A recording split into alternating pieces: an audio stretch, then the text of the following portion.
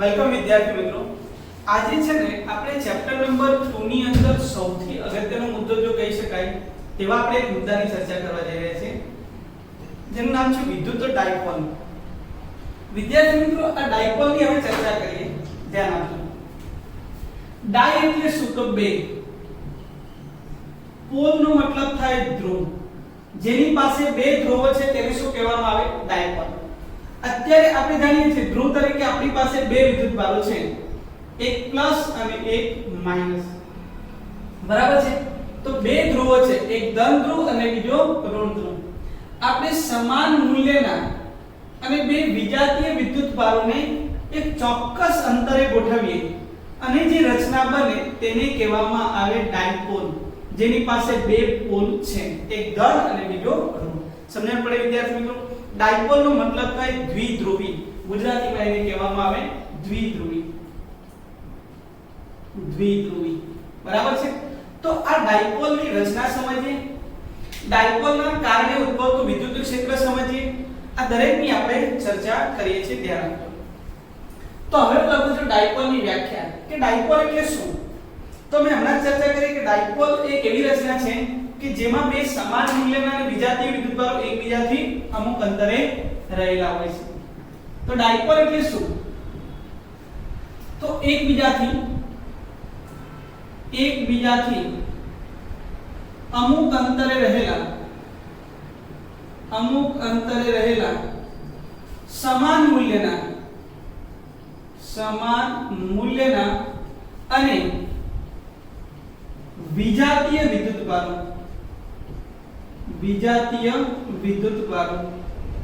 થી બનતી રચના ને શું કહેવામાં આવે છે? ડાયપોલ। સમજણ પડી?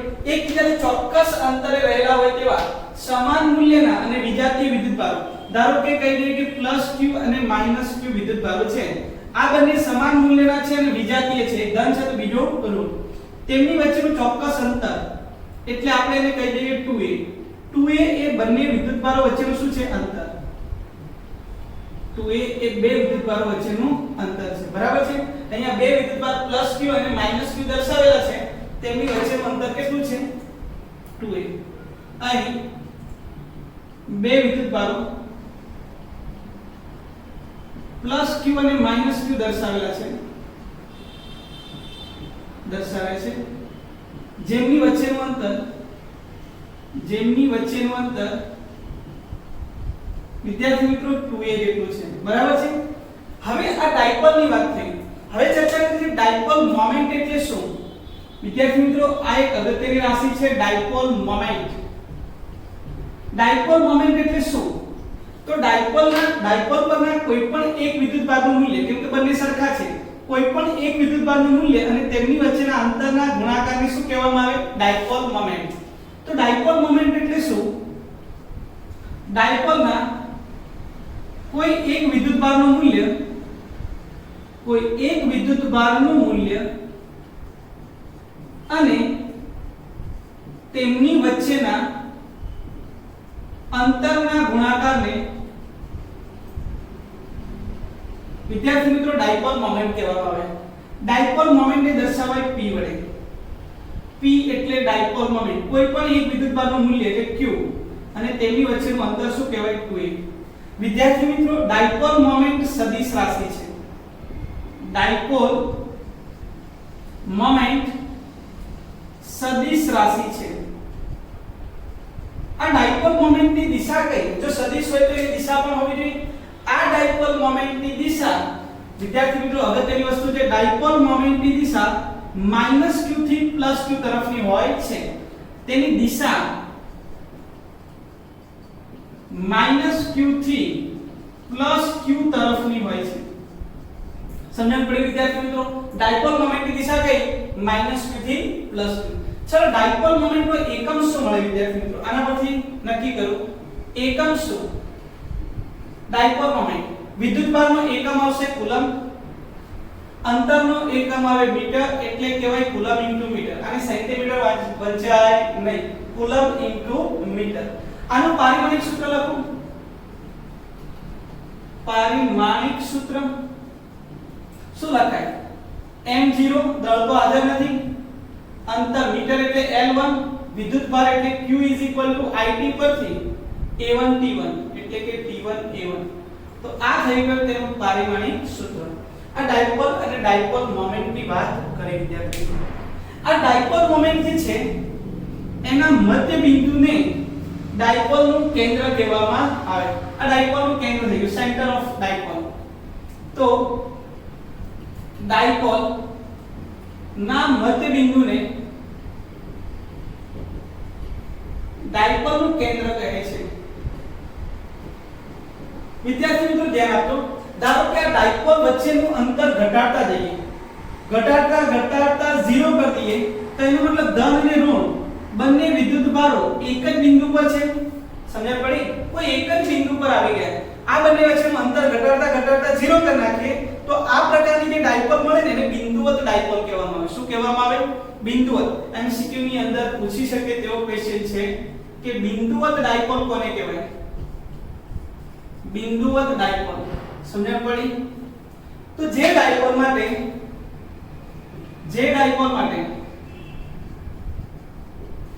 લિમિટ 2a ટેન્ડ્સ ટુ 0, સમજણ પડી? બંને વચ્ચેનું અંતર જે છે તે ખૂબ જ સૂક્ષ્મ હોય અને limit q tends to infinite અને વિદ્યુતભારનું મૂલ્ય કેવું હોય? મહત્તમ. તેવી રચનાને અથવા તેવી ડાયપોલને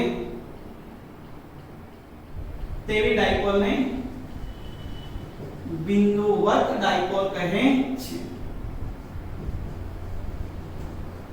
વિદ્યાર્થી મિત્રો, આ જે છે તે ડાયપોલની ચર્ચા પૂરી થઈ. સૌથી અગત્યની વસ્તુ શું? તો ઘણીવાર આપણને ડાયપોલ સમજાવો, વિદ્યુતીય ડાયપોલ સમજાવો, તે 2 માર્ક્સની અંદર ક્વેશ્ચન પૂછાતો હોય છે. એના કરતાં તો વિશેષ કે આ ડાયપોલ જે છે તેની અક્ષ પર અને તેની વિષુવરેખા પર વિદ્યુત ક્ષેત્રનું મૂલ્ય શોધો.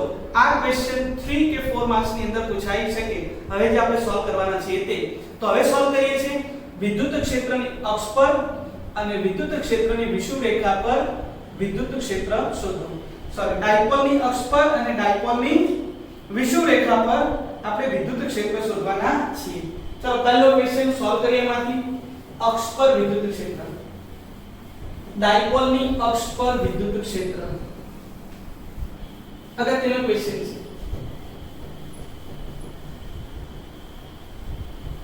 ડાયપોલની અક્ષ પર વિદ્યુત ક્ષેત્ર શોધીએ છીએ. ધ્યાન આપો.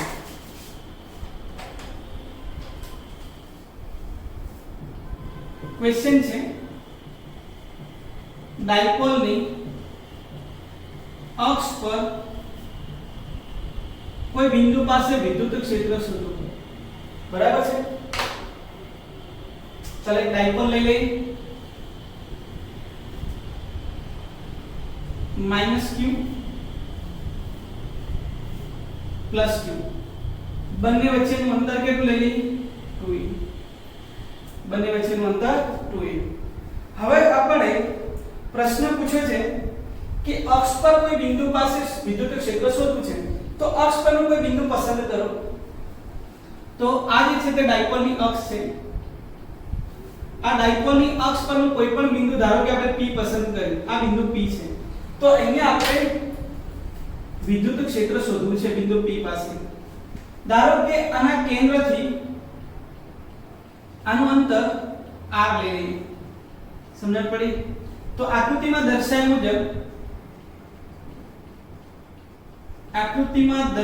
મુજબ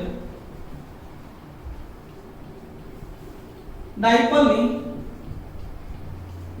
અક્ષ પરના કોઈ બિંદુ P પાસે વિદ્યુત ક્ષેત્ર શોધવું છે.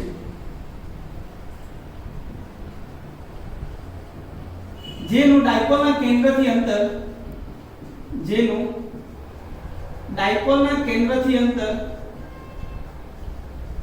r છે. હવે વિદ્યાર્થી મિત્રો, અહીંયા મારે વિદ્યુત ક્ષેત્ર શોધવું હોય તો અહીંયા વિદ્યુત ક્ષેત્ર ધન વિદ્યુતભારના કારણે પણ મળે અને ઋણ વિદ્યુતભારના કારણે પણ મળે. વિદ્યાર્થી મિત્રો, ધન વિદ્યુતભારના કારણે વિદ્યુત ક્ષેત્ર બહાર તરફ હોય એટલે અહીંયાથી બહાર, બરાબર છે, અને ઋણ વિદ્યુતભારના કારણે વિદ્યુત ક્ષેત્ર અંદર તરફ. તો આ વાત થઈ ગઈ ધન વિદ્યુતભારના કારણે મળતું વિદ્યુત ક્ષેત્ર, આ વાત થઈ ગઈ ઋણ. એટલે બંને જે છે તે વિરુદ્ધ દિશામાં મળે. એટલે બંનેના મૂલ્યની શું કરવી પડે બાદબાકી. તો પહેલા આપણે શોધી નાખીએ કે ધન વિદ્યુતભાર વડે એટલે પ્લસ q વડે બિંદુ P પાસે ઉદ્ભવતું વિદ્યુત ક્ષેત્ર માઈનસ q વડે બિંદુ P પાસે ઉદ્ભવતું વિદ્યુત ક્ષેત્ર અને પછી શું કરીએ બંનેની બાદબાકી. ચાલો સોલ્વ કરીએ ધ્યાન આપો. તો પ્લસ q વિદ્યુતભાર વડે બિંદુ P પાસે ઉદ્ભવતું વિદ્યુત ક્ષેત્રની ચર્ચા કરીએ. ચાલો તો વિદ્યુત ક્ષેત્રનું સમીકરણ E બરાબર શું લખાય kq/r². તો E ધન વિદ્યુતભાર વડે મૂલ્યની ચર્ચા ચાલે છે, દિશાની વાત અત્યારે કરતા નથી. E પ્લસ તો ચલો પ્લસ kq/r². kq r અંતર કેટલું થશે તો પ્લસ q થી p વચ્ચેનું અંતર કેટલું તો હવે વિદ્યાર્થી મિત્રો ખાસ અંતરમાં ધ્યાન આપવાનું છે. તો આ અંતર 2a છે તો આ અંતર થઈ ગયું a અને આ પણ થઈ ગયું a. આખું અંતર r છે, આ અંતર a છે તો આ અંતર r - a બને વિદ્યાર્થી મિત્રો. બરાબર છે, r માંથી a બાદ કરી નાખું તો આ અંતર થઈ ગયું r - a. તો હવે કેટલું વિદ્યુત ક્ષેત્ર મળે તો k q r - a નો હોલ સ્ક્વેર kq/r². ચાલો આને દિશા સહિત દર્શાવીએ. બરાબર છે, સદિશ સ્વરૂપમાં દર્શાવો તો આ મૂલ્ય થઈ ગયું.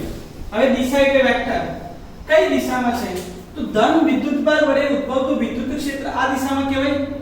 હવે વિદ્યાર્થી મિત્રો આગળ પણ આપણે ચર્ચા કરી ડાયપોલ મોમેન્ટની દિશા -q થી +q તરફ હોય આ દિશામાં. આપણી દિશા છે ડાયપોલ મોમેન્ટની. તો શું વિદ્યાર્થી મિત્રો આપણું વિદ્યુત ક્ષેત્ર જે ધન વિદ્યુતભાર વડે ઉદ્ભવે છે તે કઈ દિશામાં છે તો ડાયપોલ મોમેન્ટની દિશામાં. એટલે અહીંયા લખીશ p કેરેટ. બોલો ક્લિયર છે? કારણ કે વિદ્યુત ક્ષેત્રની દિશા ડાયપોલ મોમેન્ટની દિશામાં છે. હવે -q વિદ્યુતભાર વડે બિંદુ P પાસે ઉદ્ભવતું વિદ્યુત ક્ષેત્ર -q વિદ્યુતભાર વડે બિંદુ P પાસે ઉદ્ભવતું વિદ્યુત ક્ષેત્ર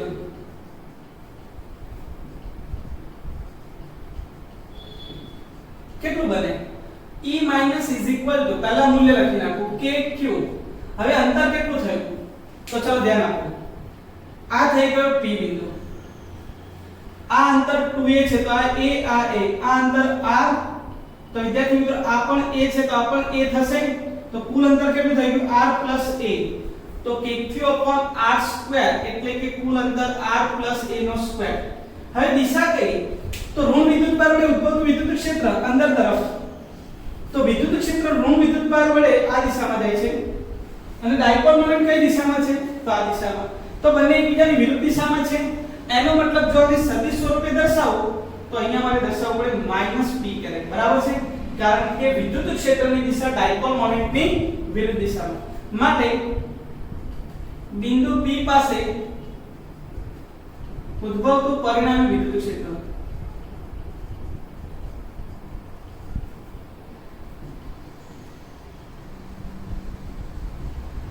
E =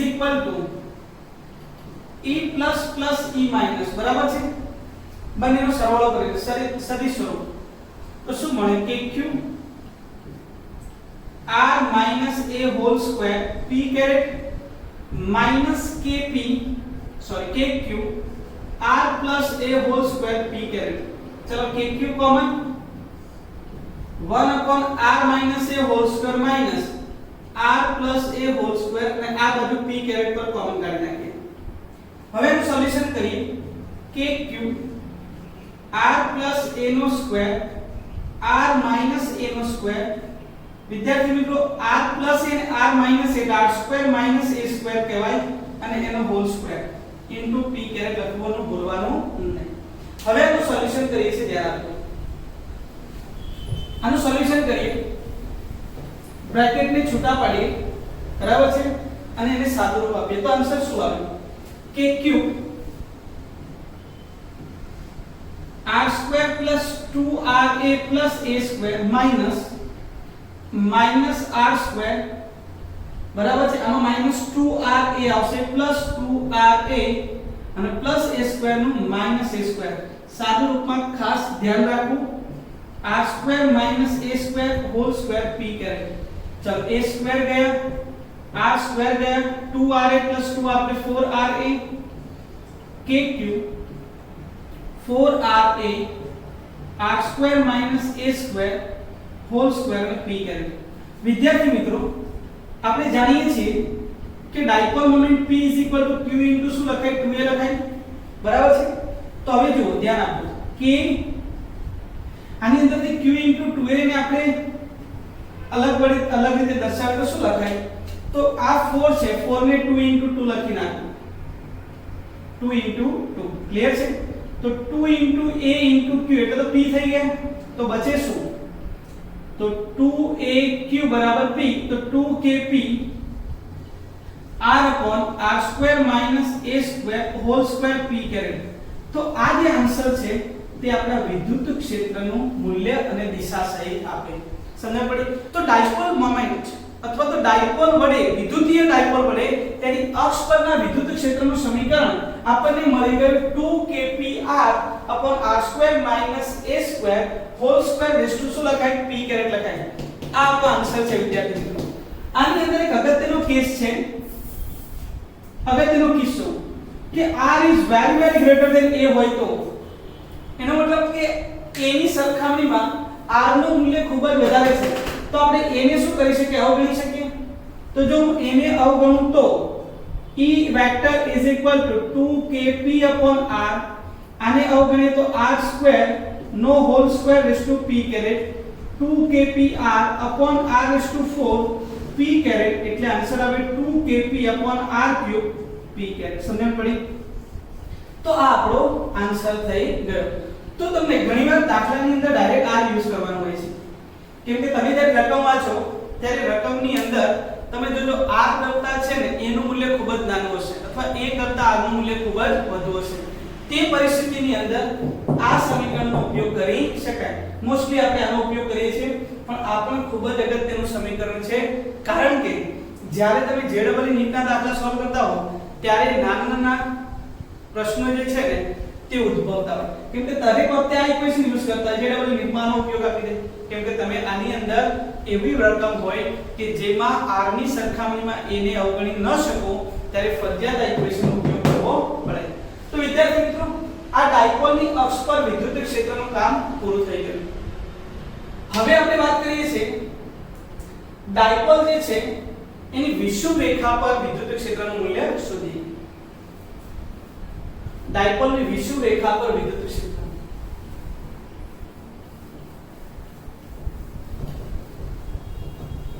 ક્વેશ્ચન સરળ છે પરંતુ બહુ અગત્યનો છે। ડાયપોલની વિષુવ રેખા પર વિદ્યુત ક્ષેત્ર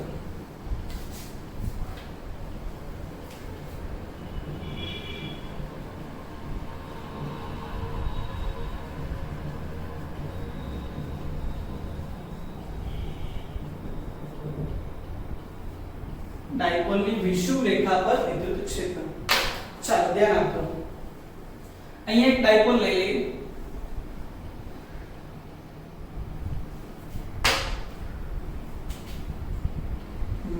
-q + q, આનું કેન્દ્ર O લઈ લીધું, તેમની વચ્ચેનું અંતર 2a, એટલે આ અંતર થઈ ગયું a, આ અંતર પણ કેટલું? a, બરાબર છે। હવે ત્યારે થોડો ખાસ ધ્યાન આપજો, વિષુવ રેખા એટલે આ એની વિષુવ રેખા છે, આને તમે x અક્ષ લઈ શકો અને y લઈ શકો, બરાબર છે। આ વિષુવ રેખા પરનું કોઈ પણ બિંદુ આપણે લઈ લઈએ, અહીં આપણે બિંદુ p લઈ લીધું, બરાબર છે। આની અક્ષથી લંબ રૂપે કેટલા અંતરે? તો આ જેટલા અંતરે આ બિંદુ p છે। આપણે હવે આ બિંદુ p પાસે શું શોધવું છે? તો વિદ્યુત ક્ષેત્રનું મૂલ્ય શોધવું છે। તો આ બિંદુ પાસે વિદ્યુત ક્ષેત્ર આપણને -q ના કારણે પણ મળે અને +q ના કારણે પણ મળે। આપણે બંનેની ચર્ચા કરીએ। ચલો પહેલા વાત કરીએ છીએ -q વડે। તો વિદ્યાર્થી મિત્રો -q વડે ઉદ્ભવતું વિદ્યુત ક્ષેત્ર, ચલો અહીંયા વિદ્યુત ક્ષેત્ર -q વડે છે, તેની ક્ષેત્ર રેખાઓ તમને ખબર હોય તો અંદર તરફ આવે, એનો મતલબ આનું વિદ્યુત ક્ષેત્ર અંદર તરફ એટલે કે આ દિશામાં બને, બરાબર છે। -e, આ e માઈનસ લખાય। હવે એ જ રીતે આ પ્લસ છે, તો પ્લસ ને કારણે ઉદ્ભવતું વિદ્યુત ક્ષેત્ર જોઈએ, પ્લસ ને કારણે ઉદ્ભવતું વિદ્યુત ક્ષેત્ર આને કહેવાય E પ્લસ, બરાબર છે? આ વિદ્યુત ક્ષેત્ર થઈ ગયું તેના કારણે. ચાલો અહીંયા ધારો કે આપણે ખૂણો θ લઈ લઈએ, તો આ ખૂણો પણ કેટલો બનશે? θ બને. ક્લિયર છે? આ ખૂણો પણ કેટલો બને? θ બને. હવે વિદ્યાર્થી મિત્રો આપણે સોલ્વ કરીએ છીએ બિંદુ P પાસેનું વિદ્યુત ક્ષેત્ર. ચાલો અહીં આકૃતિમાં આપણને એક ડાયપોલ દર્શાવી છે. આપણે લખાણ લખીએ છીએ, ધ્યાન આપજો. અહીં આકૃતિમાં ડાયપોલ દર્શાવે છે, જેની વિષુવરેખા પરના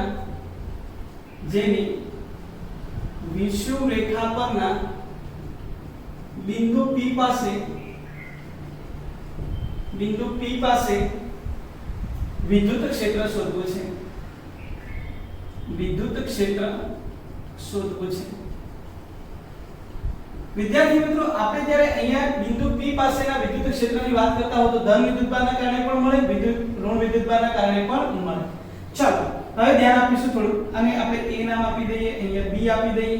આકૃતિ પરથી આ અંતર r છે, આ અંતર a છે, આ અંતર r² + a² થશે. આ અંતર પણ √r² + a² થશે. ક્લિયર છે? તો અહીં ધન વિદ્યુતભારને કારણે બિંદુ P પાસે ઉદ્ભવતું વિદ્યુત ક્ષેત્ર પ્લસ q વિદ્યુતભારને કારણે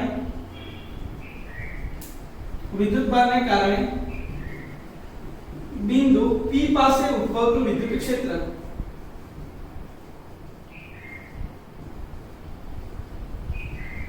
કેટલું મળે તો ધ્યાન આપો. E પ્લસ અત્યારે ફક્ત મૂલ્ય લખીએ છીએ, ધ્યાન આપજો. kq/r² kq. ચાલો અહીંયાથી આ બિંદુ સુધીનું અંતર એટલે શું લખાય? r² + a² અંડર પણ એનો વર્ગ kq/r². એટલે આન્સર આવે kq r² + a². તો આટલું વિદ્યુત ક્ષેત્ર આપણને બિંદુ P પાસે મળે. કોના કારણે? તો ધન વિદ્યુતભારના કારણે. તે જ રીતે હવે ઋણ વિદ્યુતભારના કારણે તો અહીંયા લખાય kq/r². તો ચલો ધ્યાન આપો, -q વિદ્યુતભારને કારણે બિંદુ P પાસે ઉદ્ભવતું વિદ્યુત ક્ષેત્ર -q વિદ્યુતભારને કારણે બિંદુ P પાસે ઉદ્ભવતું વિદ્યુત ક્ષેત્ર કેટલું બને? ધ્યાન આપો. E - kq/r². ત્યાં પણ તમે જોઈ શકો અંતર કેટલું મળે તો r² + a² સ્ક્વેર રૂટમાં, અને એનો સ્ક્વેર કર્યો તો આન્સર આવશે kq/r² + a². અહીંયા બંને વિદ્યુત ક્ષેત્રના મૂલ્ય કેવા મળે છે? સરખા મળે છે. વિદ્યાર્થી મિત્રો સૌથી અગત્યની વસ્તુ છે આની દિશા. તો હવે આપણે દિશાની ચર્ચા કરીએ છીએ, ધ્યાન આપજો. અહીંયા હું એક સંક્ષિપ્ત બનાવી દઉં તો અહીંયાથી આમ z બની જાય, અને અહીંયાથી પણ આમ z બને. તો આ ખૂણો θ હોય તો આ ખૂણો કેટલો થઈ જાય? θ થાય. ક્લિયર છે? આ ખૂણો θ બને. કેવી રીતે વિદ્યાર્થી મિત્રો? z બને છે, ચેક કરજો. તો આ ખૂણો થઈ ગયો θ ની વાત થઈ ગઈ. ક્લિયર? હવે થોડું ધ્યાન આપીએ. હવે આ ખૂણો θ છે, તો આ જે છે આ લાઈન અહીંયા જો આ દિશા, આની સમક્ષિતિજ સાથે કેટલો ખૂણો બનાવ્યો? θ. તો આની સમક્ષિતિજ સાથે કેટલો ખૂણો બનાવ્યો? θ. તો આ પણ કેટલો થાય? θ થાય. ક્લિયર છે? તો હવે E+ ના બે ઘટકો મળે અને E- ના બે ઘટકો મળે. ચાલો વિદ્યુત ક્ષેત્ર E+ ના બે ઘટકો અને E- ના બે ઘટકો. E+ ના બે ઘટકો લખું તો લખાય E+ cos θ અને E+ sin θ. તે E- ના ઘટકો લખું તો આ બાજુનો ઘટક થાય E- cos θ અને નીચે આવે E- sin θ. તો વિદ્યાર્થી મિત્રો આ બંને ઘટકો એકબીજાની અસર નાબૂદ કરશે, કેમ કે મૂલ્ય સરખા છે અને દિશા કેવી છે? વિરુદ્ધ. ક્લિયર છે? તો આકૃતિમાં દર્શાવ્યા મુજબ હવે હું આને રફ કરીને ફરીથી લખું છું, ધ્યાન આપજો. અહીંયા જ આપણે આગળ થિયરી વધારીએ તો આકૃતિમાં આપણે જોઈ શકીએ. તો હવે ધ્યાન આપજો. આકૃતિમાં દર્શાવ્યા મુજબ બરાબર છે? E+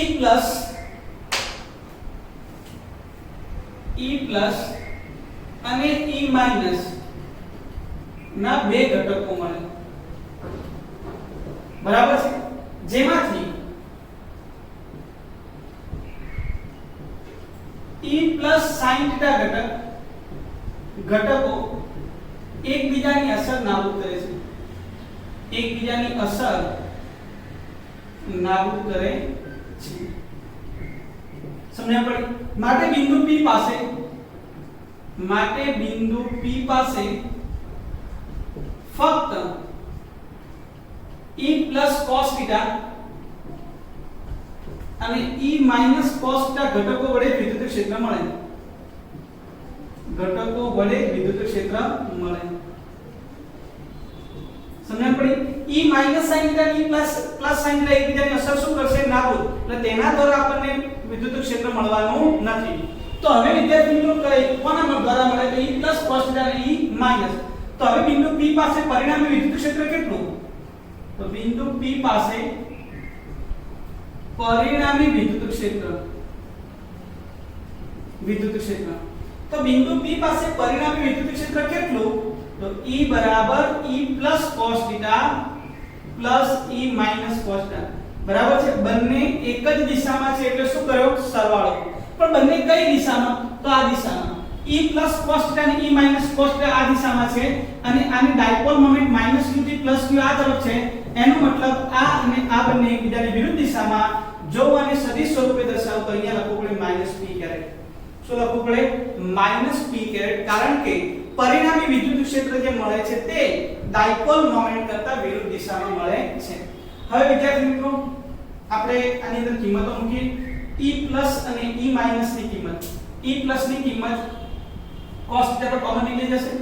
E પ્લસ ની કિંમત કેટલી છે? kq/r2 એટલે r2 a2. E માઈનસ ની કિંમત kq/r2 a2 cos theta common p caret અને માઈનસ આગળ લઈ લઈએ. ચલો તો આ થઈ ગયા -2kq/r2 a2 cos થીટા એટલે પાસેની બાજુ ભાગ્યા કર્ણ. પાસેની બાજુ એટલે આ થયું. આ ત્રિકોણની અંદર આ પાસેની બાજુ a અને કર્ણ એટલે r2 a2 વર્ગમૂળમાં. તો a/√r2 a2. વિદ્યાર્થી મિત્રો આપણે જાણીએ છીએ 2a * q બરાબર તો શું લખાય? p. તો શું લખાય? -kp/r2 a2 1 અને r2 a2 1/2. 1 + 1/2 એટલે ઘાત કેટલી થઈ જાય? 3/2. સમજણ પડી? તો -kp/r2 a2 3/2 અને દિશા આવશે p કેરેટ. ક્લિયર છે? તો આ જે મૂલ્ય થઈ ગયું તે આપણી ચર્ચા વિદ્યુત ક્ષેત્રની થઈ ડાયપોલના કારણે તેના વિષુવ રેખા પરના કોઈ બિંદુ પાસે. તો ડાયપોલની વિષુવ રેખા પરના કોઈ બિંદુ પાસે જો તમારે વિદ્યુત ક્ષેત્રનું મૂલ્ય શોધવું હોય તો આ પ્રકારે શોધી શકાય. હવે આને પણ થોડા આગળ વધારીએ. તો વિદ્યાર્થી મિત્રો ધ્યાન આપજો. ઇક્વેશન છે -kp/r2 a2 3/2 p કેરેટ. બરાબર છે? આ સમીકરણ મળી ગયું વિદ્યુત ક્ષેત્રનું. હવે આમાં પણ આપણે એક કિસ્સો લઈ લઈએ જે આગળ પણ લીધેલો હતો. કેસ શું લીધેલો? કે r is very greater than a હોય તો ધારો કે r નું મૂલ્ય ખૂબ જ વધારે છે. કોની સરખામણીમાં? a ની સરખામણીમાં. તો આપણે a ને અવગણી શકીએ. તો a ને અવગણો તો -kp r2 3/2 p કેરેટ. કેમ કે r ને તો આપણે અવગણ્યા. 2 ગયા. આન્સર આવી ગયો -kp/r3 p કેરેટ. ક્લિયર છે? તો આ આપણો આન્સર થઈ ગયો વિષુવ રેખા પર. તો આજથી વિદ્યાર્થી મિત્રો તમે સરળતાથી આપણે એકદમ ફાસ્ટ એન્ડ સિમ્પલ કેલ્ક્યુલેશન કર્યું.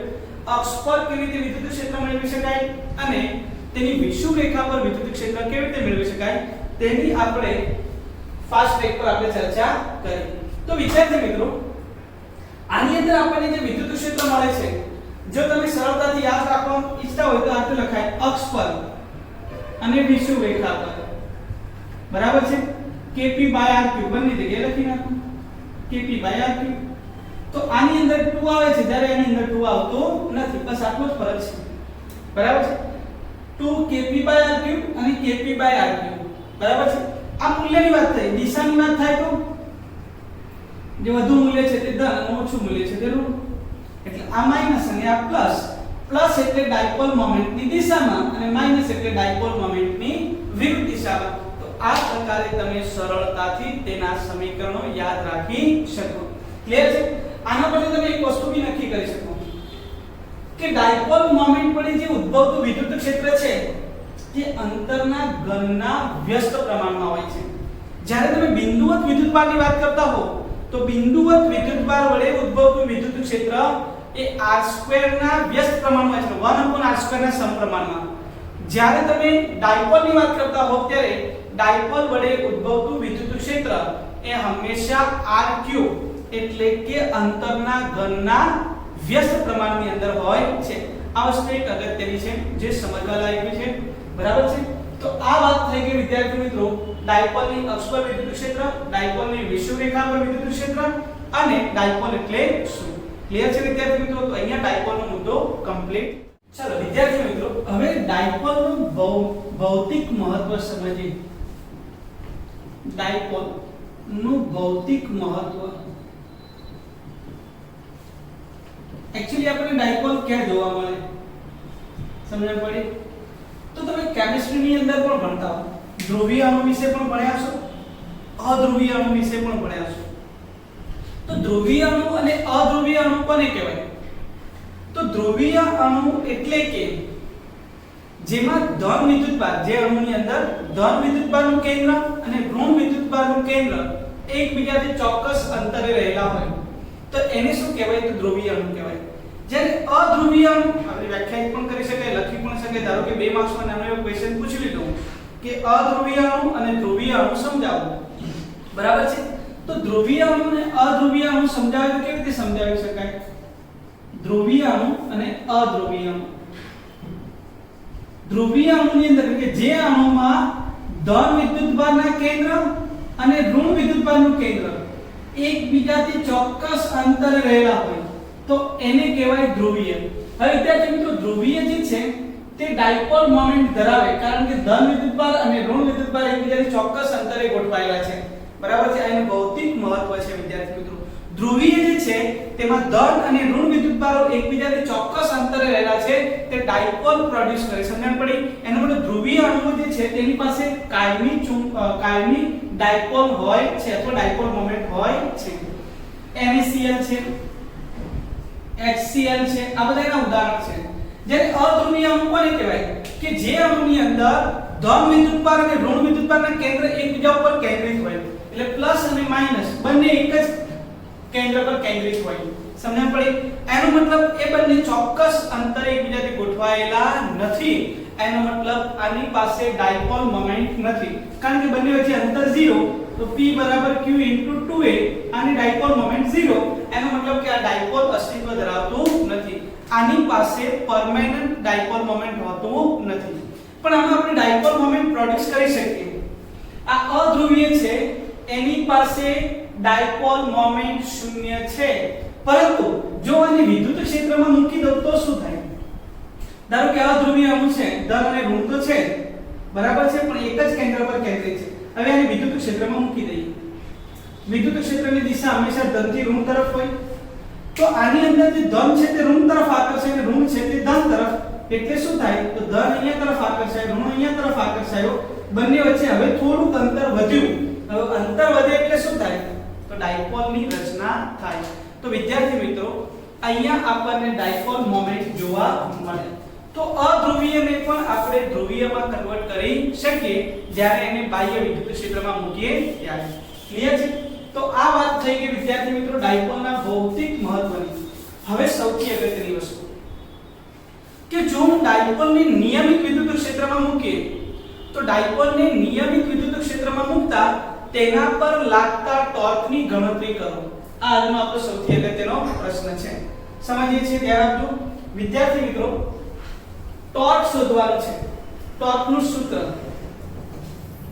અથવા તો પ્રશ્ન પૂછી લે નિયમિત વિદ્યુત ક્ષેત્રમાં ડાયપોલ ની ચર્ચા કરો. ચલો નિયમિત વિદ્યુત ક્ષેત્રમાં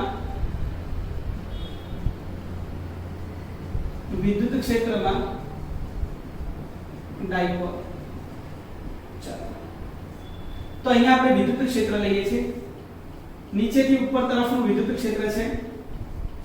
વિદ્યુત ક્ષેત્રની દિશા વિદ્યાર્થી મિત્રો ધનથી ઋણ તરફ. કેમ કે ધનમાંથી વિદ્યુતભાર જે છે બહાર તરફ જતા હોય અને ઋણ હોય તેમાં અંદર તરફ. તો આ જે છે તે આપણે નિયમિત વિદ્યુત ક્ષેત્ર દર્શાવ્યું છે. નિયમિત વિદ્યુત ક્ષેત્રનો મતલબ શું થાય કે આ ક્ષેત્રના વિસ્તારમાં કોઈ પણ આ વિસ્તાર જે છે વિદ્યુત ક્ષેત્રની અંદરના કોઈ પણ બિંદુ પર જાઓ તો તે બિંદુ પર તેનું મૂલ્ય જે છે તે અચળ રહેવું જોઈએ. અહીંયા વિદ્યુત ક્ષેત્રનું મૂલ્ય ધારો કે 10 ન્યૂટન પ્રતિ કુલમ છે તો અહીંયા પણ 10, અહીંયા પણ 10, અહીંયા પણ 10 અને અહીંયા પણ 10. મૂલ્ય અને દિશા બદલાવી જોઈએ નહીં. એને નિયમિત વિદ્યુત ક્ષેત્ર કહેવાય. આ નિયમિત વિદ્યુત ક્ષેત્રમાં આપણે ડાયપોલ મૂકી દઈએ. આને ડાયપોલ મૂકી દીધી. -q +q આ એનું કેન્દ્ર O બરાબર છે. વિદ્યાર્થી મિત્રો ડાયપોલ મોમેન્ટ છે તે ઋણથી કઈ દિશામાં હોય છે? ધન તરફ. ઋણથી ધન તરફ ડાયપોલ મોમેન્ટ આ દિશામાં. આ બંને વચ્ચેનું અંતર 2a એટલે આ અંતર a થઈ ગયું અને આ અંતર પણ કેવું થયું? a. ધ્યાન આપજો વિદ્યાર્થી મિત્રો. વિદ્યુત ક્ષેત્ર કઈ દિશામાં છે? તો ઉપર તરફ છે. વિદ્યુત ક્ષેત્ર ઉપર તરફ. ડાયપોલ મોમેન્ટ ઋણથી ધન તરફ એટલે આ દિશામાં. ધારો કે ડાયપોલ મોમેન્ટ અને વિદ્યુત ક્ષેત્ર વચ્ચેનો ખૂણો કેટલો લઈ લઈએ? થીટા લઈ લઈએ. કેટલો લઈ લઈએ? થીટા. આપણે એ રીતે મૂકેલી છે ડાયપોલને. ક્લિયર છે? તો એક આકૃતિમાં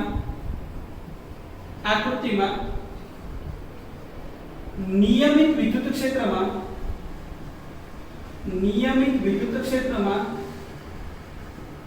એક ડાયપોલ મૂકેલ છે. ડાયપોલ મૂકેલ છે.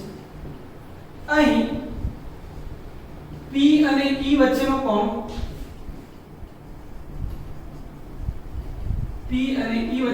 કેટલો છે? થીટા છે.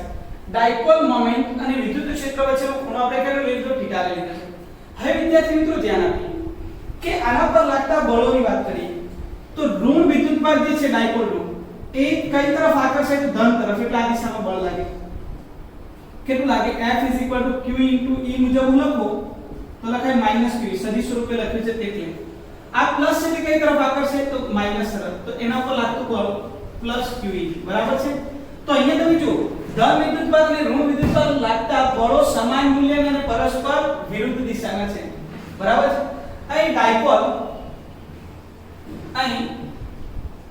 ડાયપોલ ના ધન વિદ્યુતભાર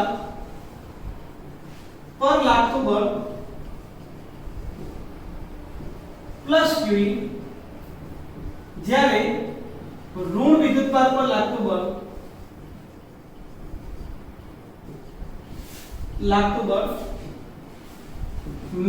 -qE છે.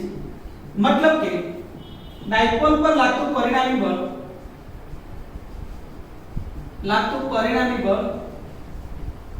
બળ શૂન્ય બને. વિદ્યાર્થી મિત્રો અહીંયા તમે નિયમિત વિદ્યુત ક્ષેત્રની અંદર જ્યારે ડાયપોલ મૂકતા હોય ત્યારે નિયમિત વિદ્યુત ક્ષેત્રમાં ડાયપોલ પર લાગતું પરિણામી બળ કેવું બને? 0 બને. હવે વિદ્યાર્થી મિત્રો ધ્યાન આપો. આ તે ડાયપોલ છે. એક ઉપર તરફ બળ લાગે અને એક બાજુ નીચે તરફ. તો ઉપર અને નીચે.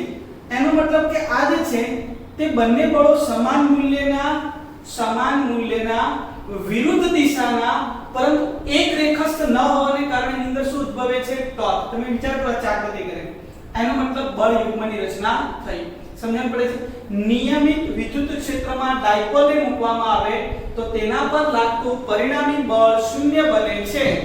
પરંતુ આ બંને બળો એક રેખસ્થ ન હોવાને કારણે તેના ઉપર બળ યુગ્મની રચના થાય છે. પરંતુ બળો એક રેખસ્થ ન હોવાથી બળ યુગ્મ એટલે કે ટોર્ક બળ યુગ્મની રચના કરે છે. તો વિદ્યાર્થી મિત્રો હવે આપણે શોધીએ છીએ ટોર્કનું મૂલ્ય. ટોર્કનું મૂલ્ય એટલે શું? તો બેમાંથી કોઈ એક બળનું મૂલ્ય અને તે બે બળો વચ્ચેનું લંબ અંતર. તો જો આકૃતિ થોડીક અહીંયા વ્યવસ્થિત દોરીએ આપણે તો આ રીતે દોરાય. અહીંયા નીચે તરફ લાગે છે -qE,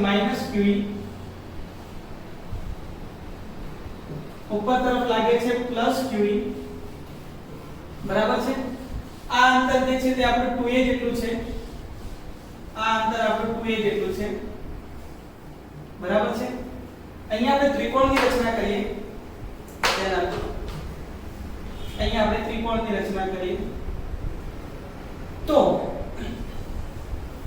તમે જોઈ શકો આ θ એંગલ છે.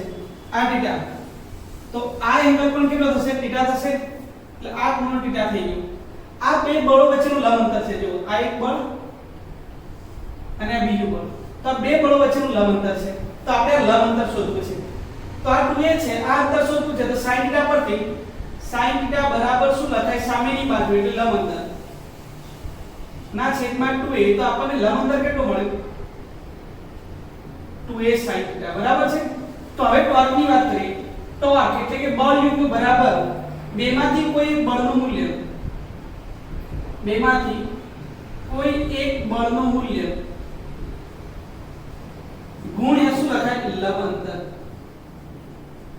બરાબર છે બેમાંથી કોઈ એક બળનું મૂલ્ય એટલે q * e લખાય લંબ અંતર કેવું લખાય તો 2a sin θ ક્લિયર છે વિદ્યાર્થી મિત્રો q * 2a એટલે તો p લખાય ડાયપોલ મોમેન્ટ તો લખાય p sin θ અને થઈ ગયો ટોર્ક તો ટોર્કનું ઇક્વેશન મળે કે ટોર્ક = p e sin θ વિદ્યાર્થી મિત્રો ટોર્ક જે છે તે સદિશ રાશિ છે ડાયપોલ મોમેન્ટ પણ કેવી રાશિ સદિશ વિદ્યુત ક્ષેત્ર પણ કેવી સદિશ એનો મતલબ બે સદિશ રાશિનો ગુણાકાર કરવાથી મળતી પરિણામી રાશિ પણ કેવી સદિશ અને સદિશ સ્વરૂપમાં લખો તો લખાય ટોર્ક = p × e તો વિદ્યાર્થી મિત્રો આ આપણું ટોર્કનું સદિશ સ્વરૂપનું સમીકરણ મળી ગયું તો ટોર્ક = p sin θ આના પરથી વસ્તુ નક્કી કરો વિદ્યાર્થી મિત્રો ટોર્ક = p sin θ θ = 0 તો ટોર્ક કેટલું થઈ જાય 0 sin 0 ની કિંમત 0 આવું કેમ તો જો આ ખૂણો 0 થઈ જાય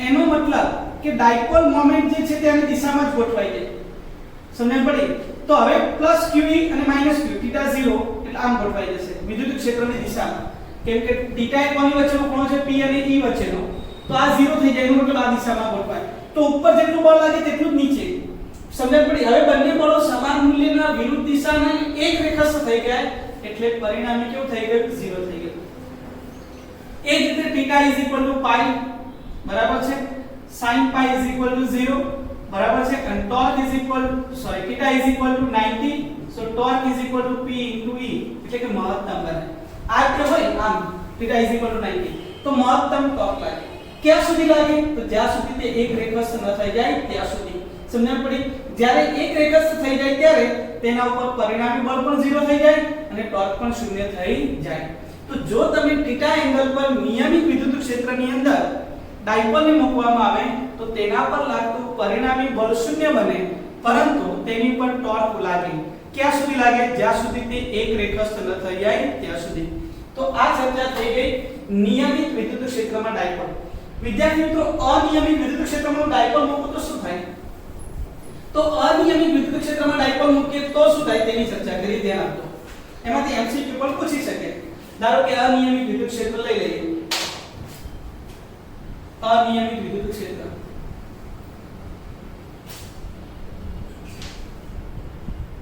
ચાલો તો અહીંયા તમે જો વિદ્યુત ક્ષેત્ર રેખાઓ એકબીજાની નજીક છે એટલે વિદ્યુત ક્ષેત્ર અહીંયા પ્રબળ છે અહીંયા વિદ્યુત ક્ષેત્ર રેખાઓ એકબીજાથી ખૂબ જ દૂર એટલે કે અહીંયા વિદ્યુત ક્ષેત્ર કેવું છે નિર્બળ છે અહીંયા ડાયપોલ મોમેન્ટ મૂકી દઉં વિદ્યુત ક્ષેત્ર ધનથી ઋણ તરફ આ હું ડાયપોલ મૂકી દઉં તો આ બાજુ -q રાખીએ અને આ બાજુ +q રાખીએ તો પ્લસ માઈનસ તરફ ને માઈનસ પ્લસ તરફ આકર્ષાય એટલે આના ઉપર બળ આ દિશામાં લાગે આના ઉપર બળ આ દિશામાં કેટલું તો qe જેટલું -qe અને આ +q શું બંને બાજુ વિદ્યુત ક્ષેત્ર સરખું છે તો કેમ ના અહીંયા e1 લખું ને અહીંયા e2 કેમ કે અનિયમિત વિદ્યુત ક્ષેત્ર છે હવે જો ધ્યાન આપો કે અહીંયા ક્ષેત્ર રેખાઓ એકબીજાની ખૂબ જ નજીક છે એટલે આપણે ક્ષેત્ર રેખાઓની લાક્ષણિકતા જોઈ લઈએ કે ક્ષેત્ર રેખાઓ એકબીજાની ખૂબ જ નજીક એટલે કે ગીચ હોય ત્યાં વિદ્યુત ક્ષેત્ર પ્રબળ હોય તો એનો મતલબ અહીંયા બળ પણ કેવું લાગે વધારે અહીંયા વિદ્યુત ક્ષેત્ર નિર્બળ છે એટલે આના પર બળ કેવું લાગે ઓછું